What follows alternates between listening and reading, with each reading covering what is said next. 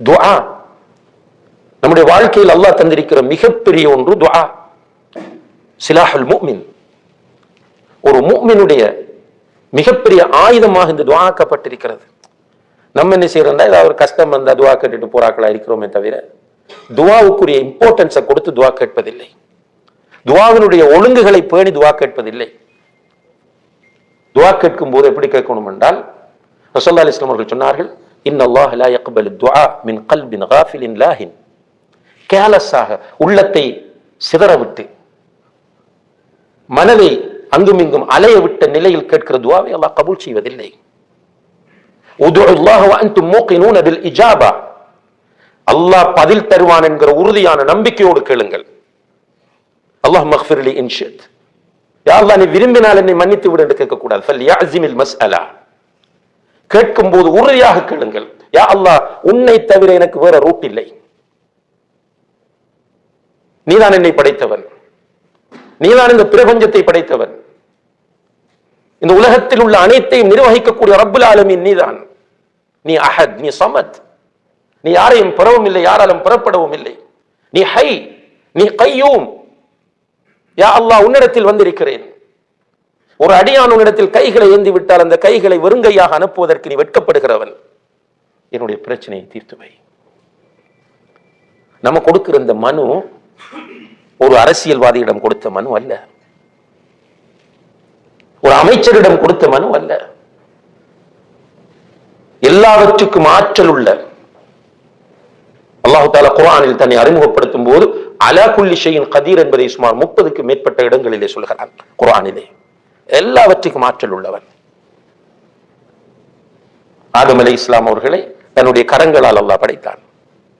அவர்களிலிருந்து ஹவ்வா அலைஹிஸ்ஸலாம் அவர்களை படைத்தான். ஆதம் அலைஹிஸ்ஸலாம் அவர்களுடைய ஃபிலா எலும்பிலிருந்து ஹவ்வா அலைஹிஸ்ஸலாம் அவர்களை படைத்தான். ஈசா அலைஹிஸ்ஸலாம் அவர்களை தந்தை இல்லாமல் படைத்தான். இப்ராஹிம் அலைஹிஸ்ஸலாம் அவர்களுக்கு நெருப்பை குளிராக ஆக்கினான். நெருப்பை சுடாமல் ஆக்குவது என்பது ஒரு விஷயம். ஆனால் அல்லாஹ் நெருப்பை குளிராக ஆக்கி காட்டினான்.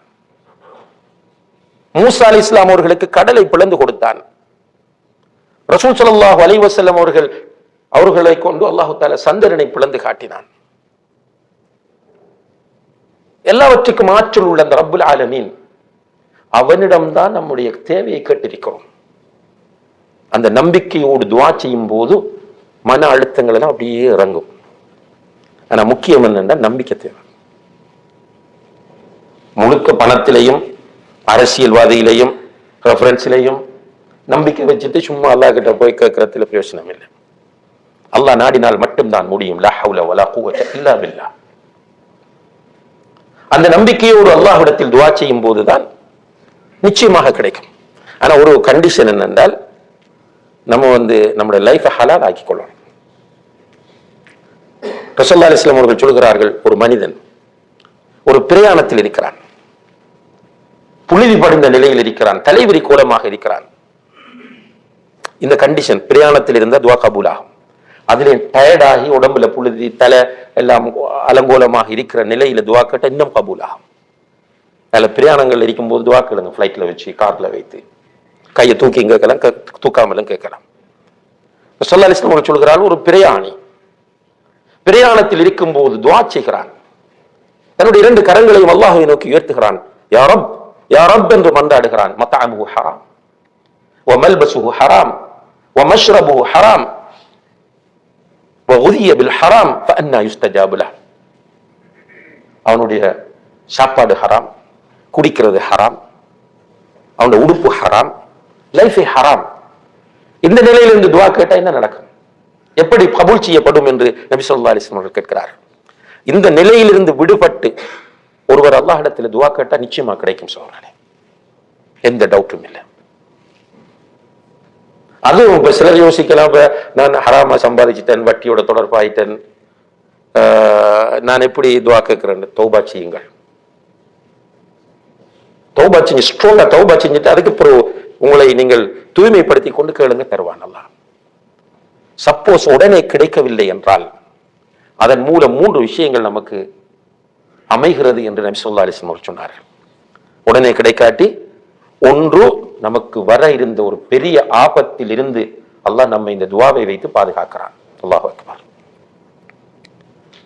அப்படி இல்லை என்றால்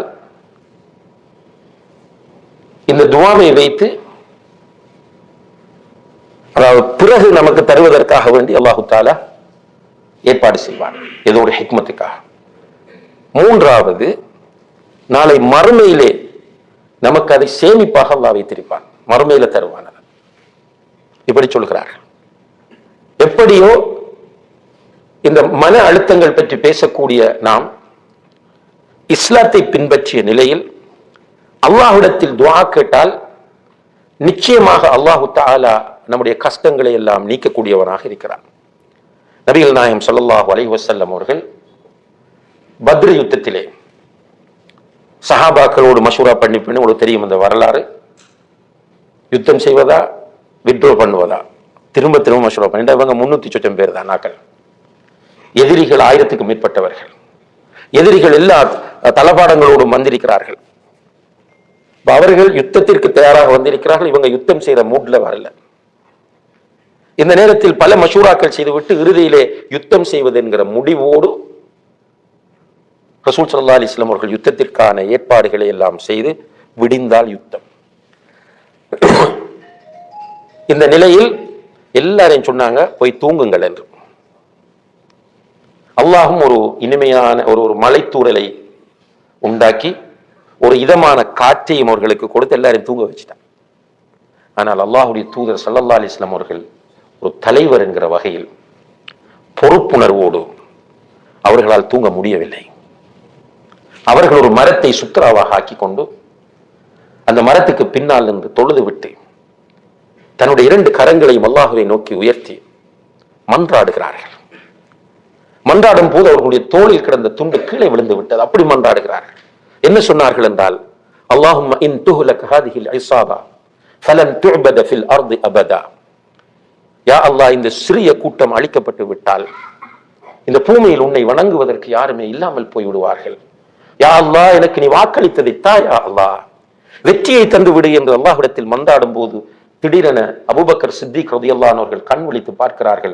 அல்லாஹ்வுடைய தூதர் அழுது கொண்டிருக்கிறார்கள். அந்த இடத்திற்கு போய் கீழே விழுந்து கிடந்த துண்டை எடுத்து அல்லாஹ்வுடைய தூதரின் தோளில் போட்டு விட்டு சொன்னார்கள், ஹஸ்புக யா ரசூலல்லாஹ், அல்லாஹ்வுடைய தூதரை எப்போதும் நிறுத்துங்கள், அல்லாஹ் உங்களுக்கு அளித்த வாக்குறுதியை நிறைவேற்றுவான் என்று சொன்னார்கள். துஆ என்பது மிகப்பெரிய ஒரு அமல். அதனாலதான் ரசூலுல்லாஹி அலைஹி வஸல்லம் அவர்கள் சொன்னார்கள், அத்-துஆ ஹுவல் இபாதா, துஆ அதுதான் இபாதத் என்று சொன்னார்கள். துஆ அதுதான் வணக்கம் என்றார்கள். ஏனென்றால் துஆவின் போதுதான் ஒரு மனிதன் தான் அல்லாஹ்வுடைய அடியான் என்பதை 100% ஏற்றுக்கொள்கிறான். தொலைக்குள்ள கூட நம்முடைய கான்சென்ட்ரேஷன் அங்க எல்லாம் போகும். சில நேரம் பழக்க தோஷத்திலே தொழுவோம். ஆனால் என்னால் முடியாது, எனக்கு எந்த சக்தியும் இல்லை என்று நம்புகிற போது ஒரு அடியான் அல்லாஹ்விடத்தில் போய் நிற்கிறான். அதனால் தான் அல்லாஹ்வுடைய தூதர் சொன்னார்கள், அத்-துஆ ஹுவல் இபாதா என்று. எனவே அன்புள்ள சகோதரர்களே, இந்த குர்ஆன் வசனத்தை உதாரணத்துக்கு நான் சொன்னேன். மன் அமில ஸாலிஹன் மின் ذكرٍ أو أنثى وهو مؤمن فلنحيينه حياة طيبة. யார் ஈமானோடு சாலிஹான அமல்களை செய்கிறாரோ, ஆணோ பெண்ணோ, அவரை நிச்சயமாக நாம் மகிழ்ச்சியாக வாழ வைப்போம். இப்ப இஸ்லாத்தை நம்முடைய வாழ்க்கையில் பற்றி பிடித்து நாம் வாழ்ந்தால் நம்முடைய வாழ்க்கைக்கு ஒரு நோக்கம் இருக்கும், வாழ்க்கை மகிழ்ச்சியாக இருக்கும், நல்லதை நோக்கி நாம் செல்லுவோம், பாசிட்டிவாக நாம் சிந்திப்போம், மற்றவர்களுக்கு நல்லதை செய்ய வேண்டும் என்று ஆசைப்படுவோம். என் மூலம் மற்றவர்களுக்கு நல்லது மட்டுமே நடக்க வேண்டும் என்று நினைப்போம். என்னால் யாருக்கும் எந்த கெடுதியும் வந்துவிடக் கூடாது என்று நமக்கு ஒரு டார்கெட் இருக்கும். நம்மிடம் இருக்கிற பொருளாதாரம் என்பது நமக்கென்று அல்லாஹ் ஏற்கனவே நிர்ணயித்தது என்பது நமக்கு தெரியும். எனவே பொறாமை, பெருமை, காழ்ப்புணர்வு, வஞ்சகம், சதி செய்தல் போன்ற கெட்ட குணங்களில் இருந்து நாம் விடுபடுவோம். எனவே அன்புள்ள சகோதரர்களே, அல்லாஹ் நமக்கு தந்திருக்கிற மிகப்பெரிய கிஃப்ட் இந்த தீனை ஏற்றுக்கொள்ள அல்லது இந்த தீனில் பிறக்க வைத்திருப்பது தான் என்பதை எப்போது நாம் புரிந்து கொள்கிறோமோ அப்போது இந்த மார்க்கத்தை பற்றி பிடித்து வாழக்கூடியவர்களாக நாம் இருப்போம். இந்த மார்க்கத்தை பற்றி பிடித்து வாழ்ந்தால் நிச்சயமாக இந்த உலகத்தில் நாம் மகிழ்ச்சியாக இருப்போம். எல்லாம் வல்ல அல்லாஹ் ஜல்ல ஷானஹு வ தஆலா அப்படியான மகிழ்ச்சியான சந்தோஷமான வாழ்க்கையை நம் எல்லோருக்கும் தந்தருள்வானாக. வ ஆகிரு தஅவானா அல்ஹம்துலில்லாஹி ரப்பில் ஆலமீன். வஸ்ஸலாமு அலைக்கும் வ ரஹ்மத்துல்லாஹி வ பரகாத்துஹு.